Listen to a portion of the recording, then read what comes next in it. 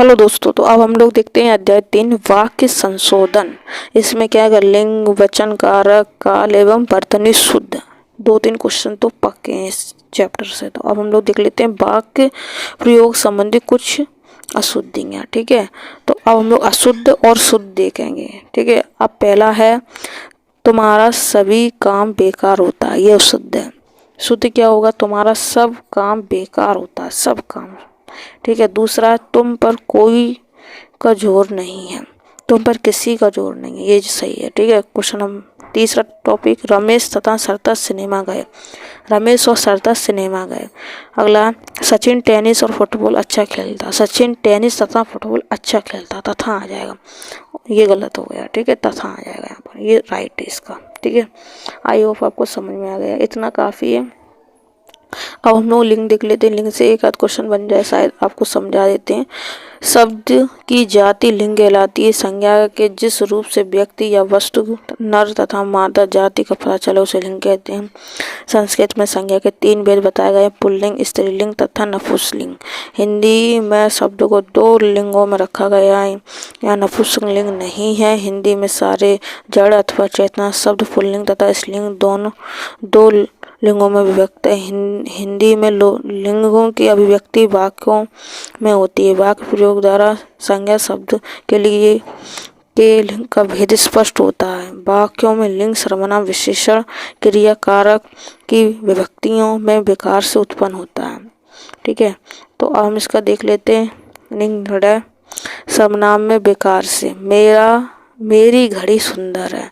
घड़ी स्त्री लिंग के कारण सर्वनाम में विकार उत्पन्न हुआ। ठीक है, मेरा मकान अच्छा। मकान क्या है, पुल्लिंग। विश्लेषण में विकार से, वह बड़ा मकान है, वह बड़ी घड़ी है, इस तरीके से।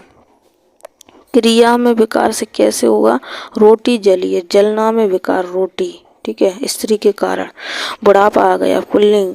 विभक्ति में विकार से, गुलाब का लाल रंग सुंदर है। गुलाब का लाल रंग सुंदर, उसकी नाक कटी गई। इस तरीके से बनते हैं। ठीक है दोस्तों, अब हम लोग देखते हैं वचन।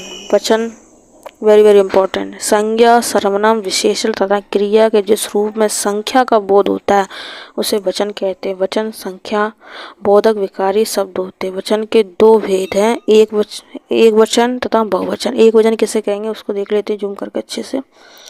एक वचन शब्द के जिस रूप से एक व्यक्ति या वस्तु का बोध होता है उसे एक वचन कहते हैं। लड़का, पुस्तक, कलम, घड़ी आदि क्या है, एक वचन है। क्या है, एक वचन है। 2 वचन बहुवचन देखेंगे हम लोग, इसको द्विवचन भी बोलते हैं। शब्द के जिस रूप से 2 या 2 से अधिक व्यक्ति या वस्तु का बोध होता है उसे बहुवचन कहते हैं। जैसे लड़के, पुस्तकें, कलमें, घड़ियां आदि क्या है, बहुवचन है।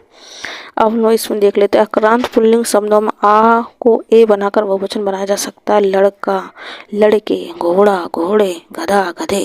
तो ये भी क्या है, पुल्लिंग में ही आता है। ठीक है, इक्रांत, इक्रांत, उकारांत, उकारांत पुल्लिंग शब्दों में बहुवचन में रूप परिवर्तित नहीं होता तथा उनके वचन की पहचान क्रिया के रूप के द्वारा की जाती है। जैसे साधु जाता है, एक वचन है। साधु जाते हैं, बहुवचन।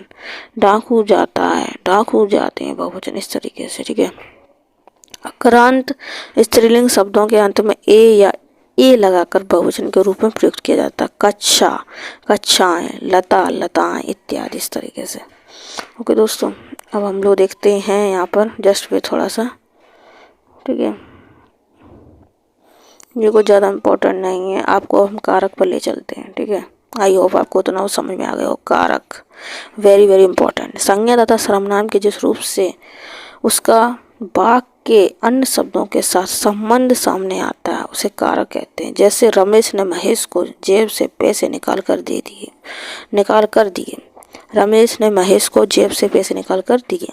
इस वाक्य में रमेश ने महेश को जेब से संज्ञा शब्दों में परिवर्तित है जो पैसे निकालने की क्रिया से संबंध निर्धारित करता है दोस्तों। ठीक है, आई होप अभी आपको समझ में नहीं है, आई होप आगे आपको समझ में आ जाए कारक से संबंधित। ठीक है, अभी आपको बिल्कुल क्लियर हो जाएगा जस्ट भी थोड़ा सा।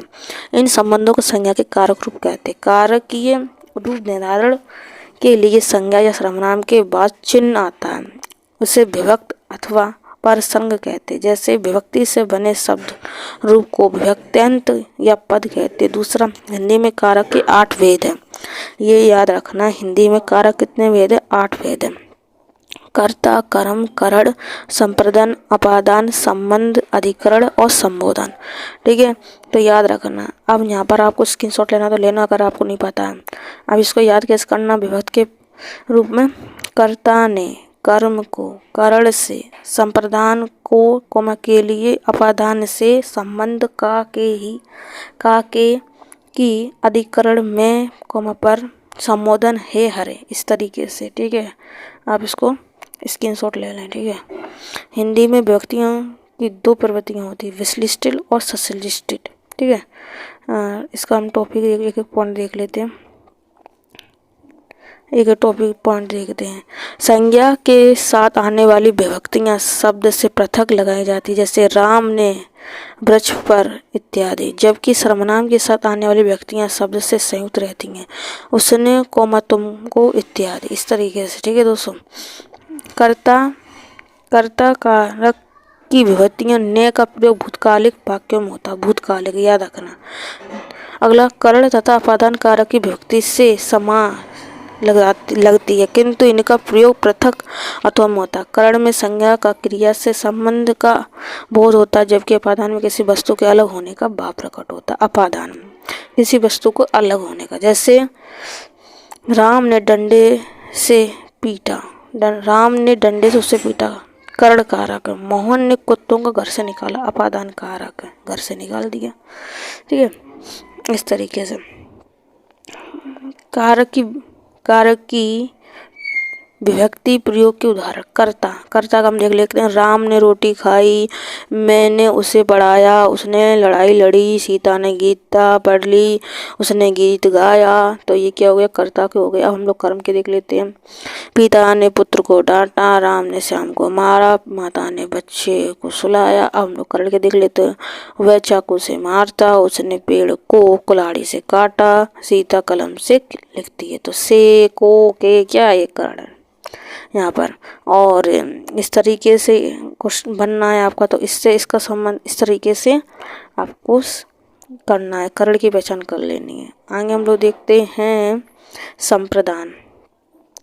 उसने लड़के को मिठाई दी, वह मुझको रुपए दे रहा था, श्याम ने मोहन को साइकिल दी थी। ठीक है, अपादान कैसे आपको समझ में आएगा? हिमालय से गंगा निकलती, किससे निकलती? हिमालय से। वह छत से कूद गया, किससे कूदा? छत से। शोर सुन वह घर से बाहर गया, बाहर घर से। वह नदी से पानी ला रहा, वह बाजार से सब्जी ला रही। तो ये किसका है? अपादान का। संबंध कारक, यह राम की किताब है, किसकी किताब है? राम की। इसका संबंध है, यह प्रेमचंद का उपन्यास, किसका उपन्यास? प्रेमचंद का। इसका संबंध इससे इस तरीके से। आप देखते हैं हम अधिकरण। तो हमारे घर में 10 लोग हैं, दुकान पर कोई नहीं था। तो इस तरीके से आपको अधिकरण का उदाहरण देखने को मिला। अब हम लोग देखते हैं काल। क्रिया का वह रूप परिवर्तन जिसके द्वारा कार्य व्यापार के समय तथा कार्य की पूर्णता या पूर्णता का बोध उसे काल कहते हैं। काल 3 प्रकार के होते हैं, वर्तमान काल, भूतकाल, भविष्य काल। ठीक है, वर्तमान काल को समझ लो जल्दी से। वर्तमान काल में क्रिया के कार्य व्यापार की निरंतरता का पता चलता है। जैसे वह खाता है, इस वाक्य से खाने की क्रिया का व्यापार चल रहा है, यह प्रमाणित होता है। वर्तमान काल के 5 भेद होते हैं। वर्तमान काल कितने भेद होते हैं? 5 भेद होते हैं। नंबर 1 सामान्य वर्तमान काल, तात्कालिक वर्तमान काल, पूर्ण वर्तमान काल, सन्निहित वर्तमान काल, संभाव्य वर्तमान काल। तो याद रखना कितने काल होते हैं? 5 होते हैं। याद रखना। ठीक है, अब हम लोग आगे बढ़ते हैं। भूतकाल, जिससे क्रिया के कार्य व्यवहार की समाप्ति का बोध हो, उसे भूतकाल कहते हैं। लड़का चला गया, उसकी हो गई समाप्ति। इस तरीके से आपको समझ में आ रहा होगा, आई होप यहाँ पर। तो भूतकाल के 6 वेद होते हैं। उसके कितने बताए थे? वर्तमान काल कितने वेद बताए थे? हमने 5 बताए थे। भूतकाल कितने हैं? 6 हैं। ठीक है, याद रखना दोस्तों। तो एक एक करके जल्दी से देख लो। सामान्य भूतकाल, आसन्न भूतकाल, पूर्व भूतकाल, अपूर्व भूतकाल, सन्निहित भूतकाल, हेतु मध्य भूतकाल। तो भूतकाल के 6। ठीक है, पहला 5, वर्तमान का 5, भूतकाल का 6। इस तरीके से याद रख लेना। आप देखते हैं भविष्य काल। भविष्य काल द्वारा भविष्य में होने वाली क्रिया का पता चलता है। वह कल जाएगा, वह कल जाएगा। तो भविष्य का पता चल रहा है। भविष्य काल के 3 वेद, इसके 3 है। वर्तमान के कितने थे? 5 थे। ठीक, जस्ट वे थोड़ा सा। तो वर्तमान के कितने थे? 5, भूत के 6 और इसके कितने हैं? 3। सामान्य भविष्यकाल, संभाव्य भविष्यकाल और हेतु हेतुमद भविष्यकाल। ओके दोस्तों, आई होप आपको समझ में आ गया हो दोस्तों।